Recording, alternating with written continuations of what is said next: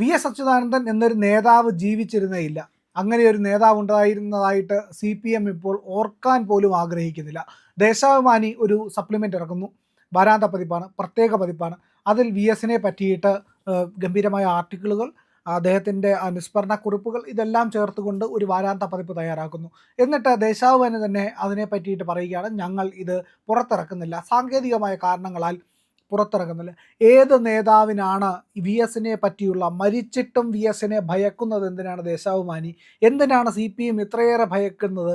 VS മരിച്ചു പോയിട്ട് ഇവർക്ക് എന്താണ് ഭയം? എന്തുകൊണ്ടാണ് ആ വാരാന്ത പതിപ്പ് പുറത്തിറങ്ങാത്തത്? സാറിന് എന്ത് തോന്നുന്നു ഈ വാർത്ത കേട്ടപ്പോൾ? എന്താണ് അങ്ങയുടെ അഭിപ്രായം? ഈ വാർത്ത കേൾക്കുമ്പോൾ തോന്നുന്നത് ഇങ്ങനെ ഒരാളുണ്ടായിരുന്നു എന്ന് പറയാൻ ഇഷ്ടപ്പെടാത്തൊരു നേതൃത്വം ആണെന്ന് പാർട്ടിയിലുള്ളതെന്നാണ്. കാരണം പാർട്ടിയുടെ മുഖപത്രമാണല്ലോ ദേശാഭിമാനി. അപ്പോൾ പാർട്ടിയുടെ നേതൃത്വത്തിൻ്റെ ആഗ്രഹത്തിന് വിരുദ്ധമായിട്ടൊന്നും ദേശാഭിമാനിയിൽ വരാൻ പറ്റില്ല. അപ്പോൾ വി.എസിന് ഉണ്ടായിരുന്ന പോപ്പുലാരിറ്റി, ജനങ്ങൾക്കിടയിലുണ്ടായിരുന്ന സ്വാധീനം, അതെല്ലാം നമ്മൾ കണ്ടതാണ്. പല അവസരങ്ങളിലും സീറ്റ് നിഷേധിക്കുന്നു. ഏതെങ്കിലും ഒരു കമ്മ്യൂണിസ്റ്റ് പാർട്ടിയുടെ ചരിത്രത്തിൽ നമ്മൾ കേട്ട് കേൾവിയില്ലാത്ത രൂപത്തിൽ CPMലെ ആൾക്കാർ തെരുവിലിറങ്ങുന്നു, സീറ്റ് കൊടുക്കേണ്ടി വരുന്നു. ഇങ്ങനത്തെ പല കാഴ്ചകളും നമ്മൾ കണ്ടതാണ്. അവസാനം മുഖ്യമന്ത്രി സ്ഥാനം പിണറായി ഏറ്റെടുത്ത ആ വർഷത്തെ തിരഞ്ഞെടുപ്പിന് പോലും ഇതേപോലത്തെ പ്രശ്നങ്ങളുണ്ടായി.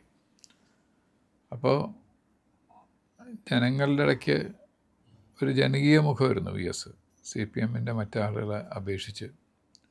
അതൊരു കരിസ്മയായിരുന്നു. ഇപ്പോൾ എന്താണ് റീസൺ എന്ന് ചോദിച്ചു കഴിഞ്ഞാൽ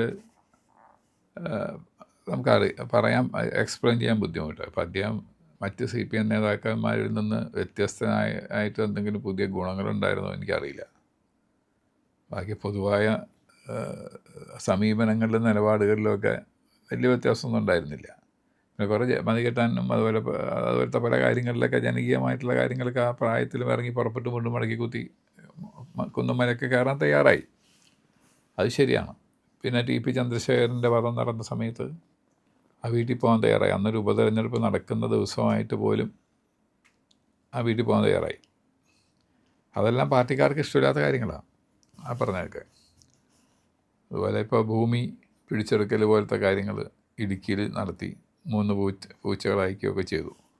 അപ്പോൾ ആ സമയത്തും ആ ഒരൊറ്റ കാരണത്തിൻ്റെ പേരിൽ പിണറായി വി.എസിൻ്റെ കൂടെ അത്ര നാളെ നിന്നിരുന്ന മണി ഒറ്റ ദിവസം കൊണ്ട് അപ്പുറത്തേക്ക് മാറി. എന്നാൽ അദ്ദേഹത്തിനോട് ബന്ധപ്പെട്ടും ചില ആരോപണങ്ങളൊക്കെ ഉണ്ട്. അദ്ദേഹത്തിൻ്റെ സഹോദരനൊക്കെയായിട്ട് ബന്ധപ്പെട്ട് സ്ഥലത്തിനെ പറ്റിയിട്ടൊക്കെ.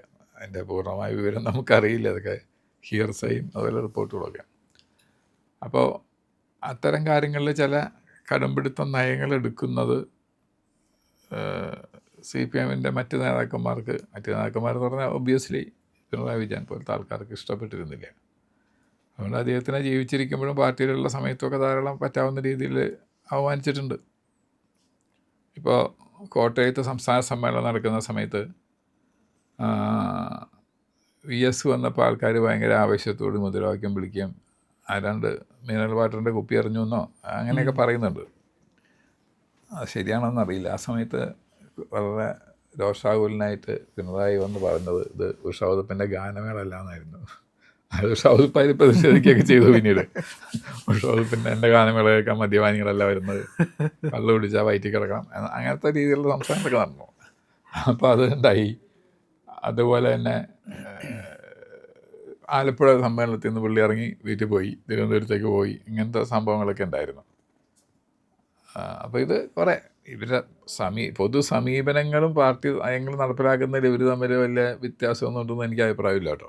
ഇദ്ദേഹം ഭയങ്കര ജനസ്നേഹിയായിരുന്നു, ജനങ്ങൾക്ക് വേണ്ടി ത്യാഗം ചെയ്ത ആളാണെന്നുള്ള അങ്ങനത്തെ അന്ധവിശ്വാസമൊന്നും എനിക്കില്ല വി.എസിനെ പറ്റിയിട്ട്. അത് നമുക്ക് പല സമയത്തും അറിയാവുന്നതാണ്. ഈ സംഘർഷങ്ങൾ നടക്കുമ്പോൾ അതിനെ ഉദ്ദീപിക്കാൻ പറ്റിയ പ്രസംഗങ്ങളും അതെല്ലാം. തലശ്ശേരിയിൽ സംഘർഷം നടന്ന സമയത്ത് അന്ന് ഒരു ലോക്സഭ ഇലക്ഷൻ അടുത്തിരിക്കുകയായിരുന്നു. 99 ലോക്സഭ ഇലക്ഷൻ. അതിന് തൊട്ട് മുമ്പാണ് P. ജയരാജനെതിരായുള്ള അക്രമം നടന്നു എന്നൊക്കെ പറയുന്ന സംഭവം. ആ സമയത്ത് അദ്ദേഹം പറഞ്ഞ തെരഞ്ഞെടുപ്പൊന്നും കഴിഞ്ഞിട്ട് ഇവിടെ തല ഉരുളുന്നത് കാണാമെന്നാണ് പ്രസംഗിച്ചത്. അപ്പോൾ അത്തരത്തിലുള്ള കൊലപാതക രാഷ്ട്രീയത്തിനും പുള്ളി പിന്നിലൊന്നുമല്ല. പിന്നെ വെട്ടി നിരത്തൽ എന്ന് പറഞ്ഞ് പാവങ്ങളുടെ വാഴയും തെങ്ങൊക്കെ വെട്ടിക്കളയിലും അങ്ങനത്തെ കാര്യങ്ങളൊക്കെ ചെയ്താണ്. അപ്പോൾ അതുകൊണ്ട് കമ്മ്യൂണിസ്റ്റുകളുടെ 2 വ്യത്യസ്ത പാതകളെന്ന് മാത്രമേ ഉള്ളൂ. അല്ലാതെ ഇവർ തമ്മിൽ അടിസ്ഥാനപരമായിട്ട് വ്യത്യാസമൊന്നുമില്ല. പക്ഷേ ഇങ്ങനെ കാണിക്കുന്നത് എന്തിനാണെന്ന് ചോദിച്ചു കഴിഞ്ഞാൽ ആ ഒരു കാലഘട്ടം ജനങ്ങൾ ഓർക്കണ്ട, പാർട്ടിക്കാർ ഓർക്കണ്ട എന്നുള്ളതാണ്. ഇപ്പോൾ ഒരു സമ്മേളനത്തിൽ എം സ്വരാജ് പറഞ്ഞു, പിന്നെ എം സ്വരാജ് നിഷേധിക്കുന്നുണ്ട് ഞാനങ്ങനെ പറഞ്ഞിട്ടില്ല എന്ന്. പക്ഷെ അന്നത്തെ പത്രങ്ങളിലൊക്കെ വന്ന എന്താണ് ക്യാപിറ്റൽ പണിഷ്മെൻറ്റ് ചെയ്ത് പട്ടിക്ക് ഇട്ട് കൊടുക്കണമെന്ന് പറഞ്ഞാണെന്ന് റിപ്പോർട്ട് വന്നത്. എം സ്വരാജ് നിഷേധിച്ചിട്ടുണ്ട്, ഞാനങ്ങനെ പറഞ്ഞിട്ടില്ല എന്ന് പറഞ്ഞിട്ടുണ്ട്. ഏതായാലും നമ്മുടെ ആ സമ്മേളനത്തിൽ പങ്കെടുക്കാത്തതുകൊണ്ട് നമുക്കറിയില്ല പറഞ്ഞോ ഇല്ല എന്നുള്ളത്. പക്ഷേ ഏതായാലും അത് ആ രീതിയിലുള്ള സംസാരം നടന്നു എന്നൊരു ആരോപണം വരണമെങ്കിൽ എന്തെങ്കിലും സംസാരം നടന്നു കാണുമല്ലോ. എക്സാക്റ്റ് ആ വാചകമാവണമെന്നില്ല, എന്തെങ്കിലും നടന്നിട്ടുണ്ടാവും. അപ്പോൾ അതുപോലെ പാർട്ടി നേതൃത്വത്തിന് അത് എസ്റ്റാബ്ലിഷ്മെൻ്റ് എന്നുള്ള വാക്ക് നമുക്ക് ഉപയോഗിക്കാം. നേതൃത്വം എന്ന് പറഞ്ഞാൽ ദേശീയ നേതൃത്വത്തിൻ്റെ ഭാഗം തന്നെയാണ്, സെൻട്രൽ കമ്മിറ്റി മെമ്പറായിരുന്നു. അപ്പോൾ പാർട്ടിയുടെ എസ്റ്റാബ്ലിഷ്ഡ് നേതൃത്വം, എസ്റ്റാബ്ലിഷ്മെൻറ്റിന് അദ്ദേഹം എന്താ പറയുക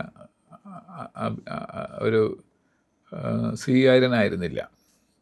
ഇപ്പോൾ പിണറായിയും ഇദ്ദേഹം തമ്മിലുള്ള വഴക്കുണ്ടായ സമയത്ത് 2008 ഇദ്ദേഹത്തിനെ രണ്ടുപേരെയും പോളിറ്റ് ബ്യൂറോ എന്ന് കുറച്ച് നാളത്തേക്ക് സസ്പെൻഡ് ചെയ്ത് മാറ്റി നിർത്തി. അത് കഴിഞ്ഞ് പിണറായി വിജയനെ തിരിച്ചെടുത്തു. ഇങ്ങനെ എടുത്തില്ല, ഇങ്ങനെ മുഖ്യമന്ത്രിയാണ്. അപ്പോൾ അന്ന് ആഭ്യന്തരമന്ത്രിയായിട്ടുള്ള കോടിയേരി ബാലകൃഷ്ണൻ പോളിറ്റ് ബ്യൂറോ മെമ്പറാണ്. ഇദ്ദേഹത്തിൻ്റെ മന്ത്രിസഭയിൽ ഇദ്ദേഹത്തിൻ്റെ താഴെ CPM-ൻ്റെ ഒരു സംഘടനാ ഘടന അനുസരിച്ച് മുഖ്യമന്ത്രി എന്ന് പറഞ്ഞ ആൾ പോളിറ്റ് ബ്യൂറോവിൻ്റെ ഭാഗമാവുന്നതാണ്. അങ്ങനത്തെ ഒരാളെ, അല്ലെങ്കിൽ അങ്ങനത്തെ ഒരാളെ മുഖ്യമന്ത്രി ആവാറുള്ളൂ. സ്റ്റേറ്റ് സെക്രട്ടറി അല്ലെങ്കിൽ അതുപോലത്തെ എന്തെങ്കിലുമൊക്കെ ആയ ഒരാളാണ് പിന്നീട് മുഖ്യമന്ത്രി ആവാറുള്ളത്. ഇപ്പോൾ സ്റ്റേറ്റ് സെക്രട്ടറി ആകുമ്പോൾ ഒരു സാധാരണ പോളിറ്റ് ബ്യൂറോ മെമ്പർ ആക്കാറുണ്ട് എല്ലാവരും. അപ്പോൾ ഇദ്ദേഹം റിപ്പോർട്ട് ചെയ്യുന്ന ഘടകം ഏറ്റവും വലിയ ഘടകമല്ലാതെ സെൻട്രൽ കമ്മിറ്റി, പോളിറ്റ് ബ്യൂറോൻ്റെ താഴെയുള്ള സെൻട്രൽ കമ്മിറ്റിയിൽ മാത്രമേ നിങ്ങൾക്ക് പ്രവേശനമുള്ളൂ എന്നുള്ള അവസ്ഥ വന്നു. അവർ മുഖ്യമന്ത്രി ആയിരിക്കുന്ന സമയത്ത് നിങ്ങൾക്ക് ധാരാളം ഇതേപോലത്തെ അപമാനങ്ങളും തൊഴിയും എല്ലാം കിട്ടിയിട്ടുണ്ട്. അപ്പോൾ ഇത് മരണാനന്തരം കിട്ടിയ ഒരു സംഭവമായിട്ട് കണ്ടാൽ മതി. അത് കഴിഞ്ഞിട്ടും എന്താ പറയുക, ഭരണപരിഷ്കാര കമ്മീഷൻ്റെ ചെയർമാനാക്കി വെച്ചു ക്യാബിനറ്റ് റാങ്കിൽ. പക്ഷെ എന്തെങ്കിലും ഭരണപരിഷ്കാരം അദ്ദേഹം ചെയ്തതായിട്ട് നമുക്ക് അറിവില്ല, എന്തെങ്കിലും റിപ്പോർട്ട് കൊടുത്തതായിട്ട് അറിവില്ല. പക്ഷെ അതിൻ്റെ എല്ലാ സൗകര്യങ്ങളും സ്റ്റാഫും എല്ലാ സൗകര്യങ്ങളും അദ്ദേഹം എൻജോയ് ചെയ്തിട്ടുണ്ട് ആ കാലഘട്ടത്തിൽ.